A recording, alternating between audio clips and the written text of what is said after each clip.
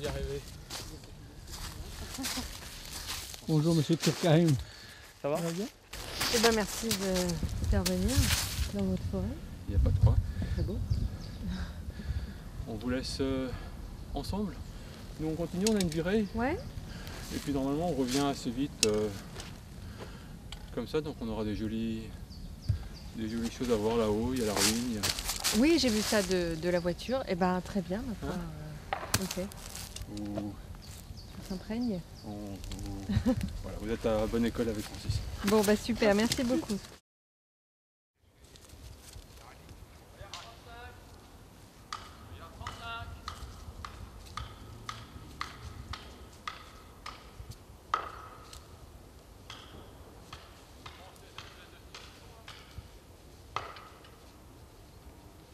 Là, il a été marqué.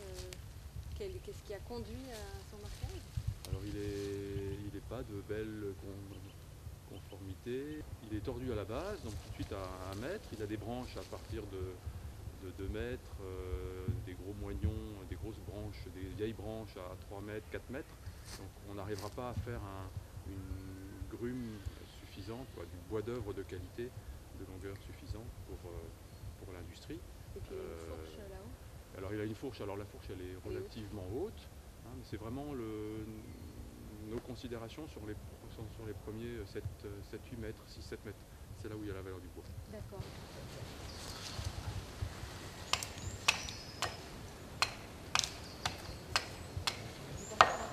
On vient la prochaine fois. Il est bon celui-là, il n'a pas de... Feuillard 60.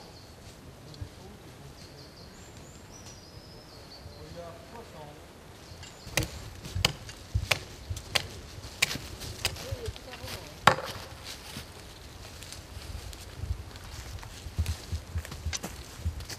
Feuillard 65. Feuillard 65.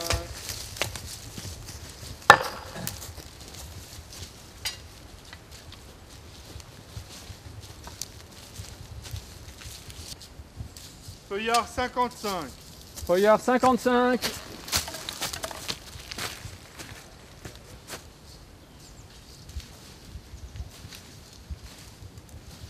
Quand tout est beau, on laisse.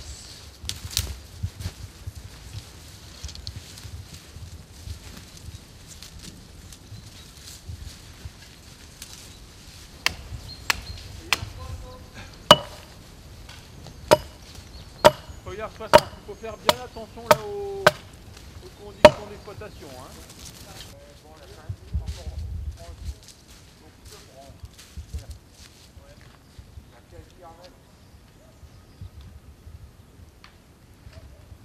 Oh oui, il est passablement sec. 60.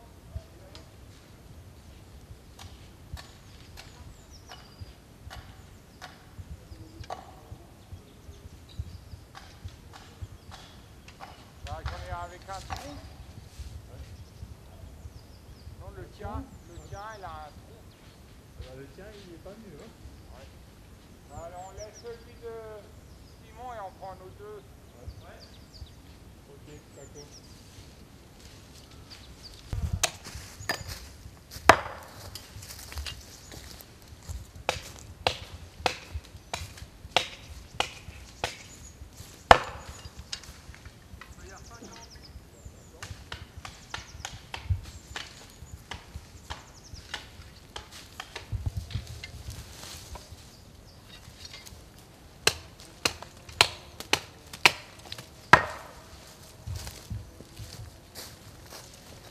Feuillard 50.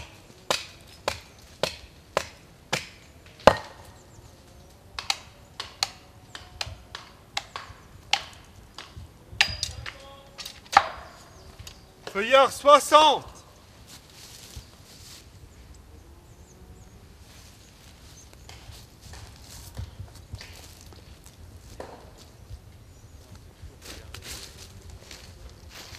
Alors, avec les mots, vous arrivez à décrire un si joli paysage. Ça va être... On va voir. On va voir si on arrive avec les mots à le décrire. C'est pas toujours facile. Puis il faut le décrire et en même temps qu'informer. Donc ça c'est un travail d'après. Tout à fait.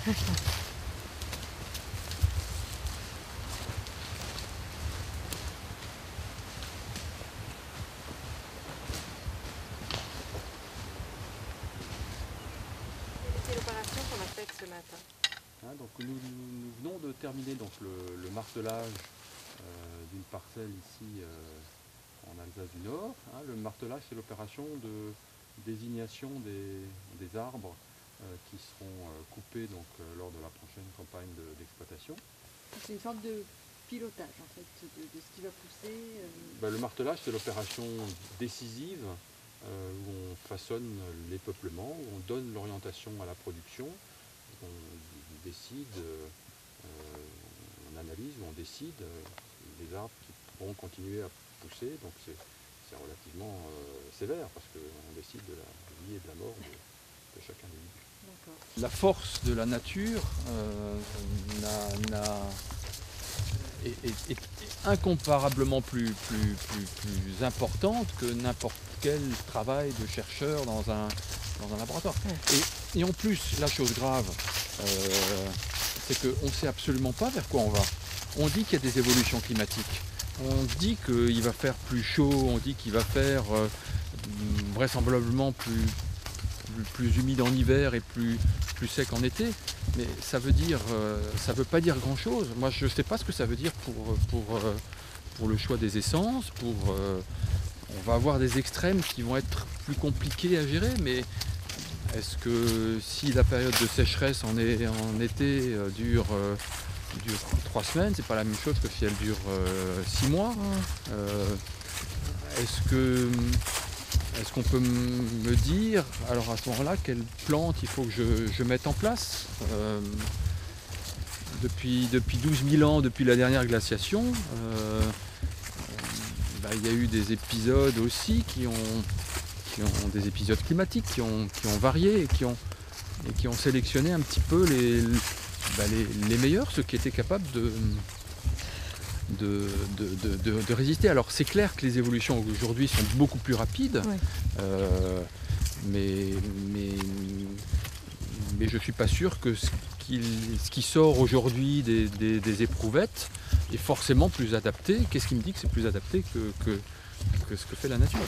Et je dirais que toute cette régénération qu'on voit avec ces milliers de plants, de jeunes plants qui sont là, qui viennent en mélange, là vous avez tout, vous avez du sapin, vous avez de l'épicéa, vous avez du pin, vous avez quelques douglas qui viennent, vous avez du hêtre, vous avez quelques chênes, il y a un mélange d'essences, on les laisse pousser, que les meilleurs gagnent, ils sont en même temps les plus beaux. C'est vraiment celui qui est le mieux à même de faire quelque chose qui arrive à gagner. Ça me paraît être le moment idéal pour dire ce que c'est qu'une futée irrégulière, parce que là, à l'œil nu, on voit tout un tas d'arbres qui ont vraiment des tailles différentes. Donc est-ce qu'on peut revenir là maintenant sur ce que c'est que cette futée irrégulière qui est un peu la marque de fabrique de la gestion Prosilva, si j'ai bien compris? Alors plutôt que de futée irrégulière, j'aimerais parler de traitement irrégulier. Dans l'approche Prosilva, c'est qu'on ne considère pas des peuplements, on ne considère pas des populations, mais on considère des individus. Chaque individu qui assure, donc la fonction de la forêt, c'est la production d'abord, mais toutes les autres fonctions sont aussi importantes, mais ce qui nous fait vivre, ce qui nous anime tous les jours, c'est la fonction c'est le rôle de production de la forêt. Donc un arbre qui produit du bois de qualité, puisque pour la meilleure productivité, il faut viser la qualité. La production forestière ne se démarque pas de toutes les autres formes de process industriels. On vise la qualité, donc on vise aussi en forêt la production de bois de qualité. Donc il y a des arbres qui ont cette qualité, pour qu'il y ait une dynamique, il faut qu'ils aient aussi une certaine vitalité. Donc à partir du moment où ils ont une qualité et ils ont une certaine vitalité, on les accompagne dans ce développement en leur conférant ou en organisant une ambiance de croissance qui est optimale. Donc c'est des martelages réguliers dans le temps, donc tous les 8 ans, où on vient dans la même opération, on vient récolter des bois qui sont mûrs, on vient aider des bois, c'est l'amélioration, on vient aider des bois en retirant les pires concurrents. On réfléchit à la régénération, puisque on est dans un processus continu, donc il faut assurer le renouvellement et le renouvellement permanent. Et puis on réfléchit aussi un petit peu à la structure pour garder cet étagement,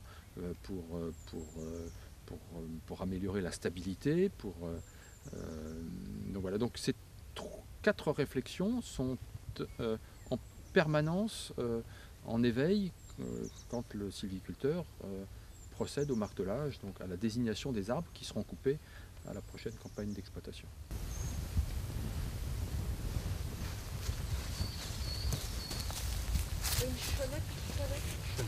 La ruine est perdue en forêt, donc on est ici dans des parcelles qui sont gérées comme l'ensemble des autres parcelles de la forêt.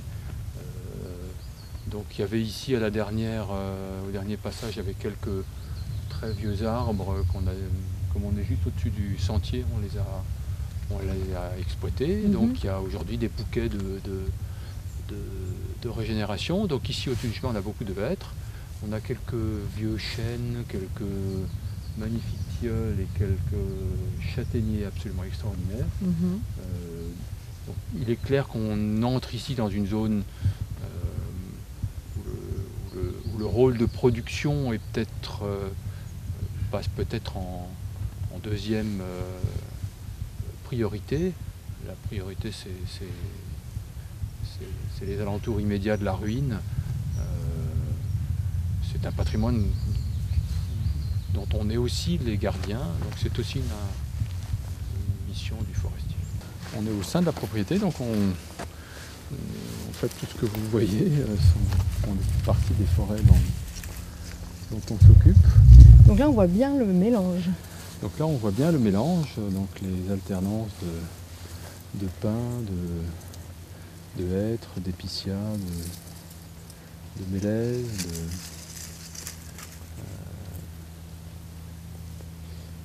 donc on a une grande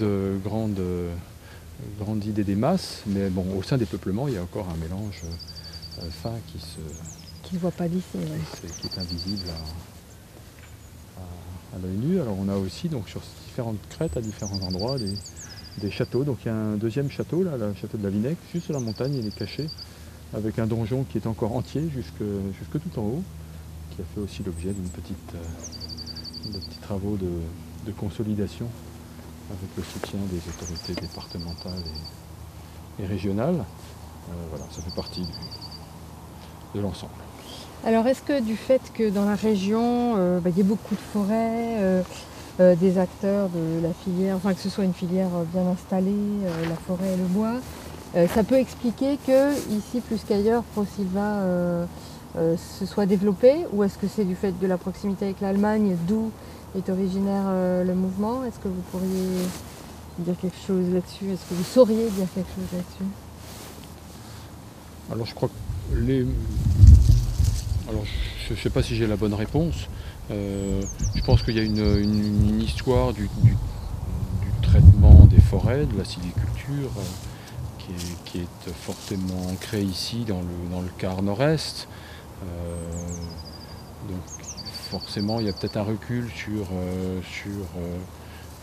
les différentes pratiques qui est peut-être un petit peu plus importante. Certainement la proximité avec l'Allemagne, avec la Suisse a joué en faveur de cette approche, de cette connaissance, de cette familiarisation du traitement irrégulier. Le train est en marche, si je puis dire. Donc il y a de multiples expériences ici et là à travers la France, à travers l'Europe. On a même des pays lointains qui frappent à la porte. Les Japonais, j'étais l'année dernière aux USA, on a vu des magnifiques expériences qui vont dans ce sens. C'est lié aussi à des personnalités, on parlait tout à l'heure de Monsieur Azra, vous et votre papa avant, est-ce que c'est aussi d'autant mieux transmis que c'est des gens passionnés, ou vous voyez ce que je veux dire? Alors, sûrement la forêt c'est un peu une histoire de passion. Je crois pas que... Alors tous les métiers sont des métiers de passion, Mais je pense que la forêt, au-delà de cela, est un métier de passion. Alors, ça demande beaucoup, elle demande beaucoup, mais elle apporte beaucoup. L'autre jour, on me parlait de sylvothérapie, de savoir si je savais ce que c'était que la sylvothérapie. Donc la forêt apporte beaucoup, ça c'est clair. Est-ce qu'il y a forcément aussi des choses qui passent de génération en génération voilà, maintenant, je dirais que les idées ont vocation À essaimer. ont vocation à capter le plus grand monde possible. On n'est pas le diable, on est simplement une option de gestion, et de nouveau qui apporte beaucoup et qui répond à de nombreuses questions d'aujourd'hui, de demain. Et dont les résultats sont assez facilement vérifiables, précisables. Alors les résultats sont là, on s'acharne à démontrer ce qu'on est capable de faire. Alors certains, on n'est pas détenteur de la seule et unique vérité, ça je dis toujours, même si on répond de façon extrêmement pertinente à beaucoup de questions. On ne peut pas faire boire un âne qui n'a pas soif. Voilà, on essaye de faire le mieux possible, avec beaucoup d'humilité, ce qu'on pense, beaucoup de bon sens de nouveau. Je suis persuadé que les idées transpirent. Prosilva a vocation à disparaître quand tout le monde fera du Prosilva. Je suis sûr que les choses progressent, c'est l'important. On va terminer sur cette note Positive. plutôt optimiste.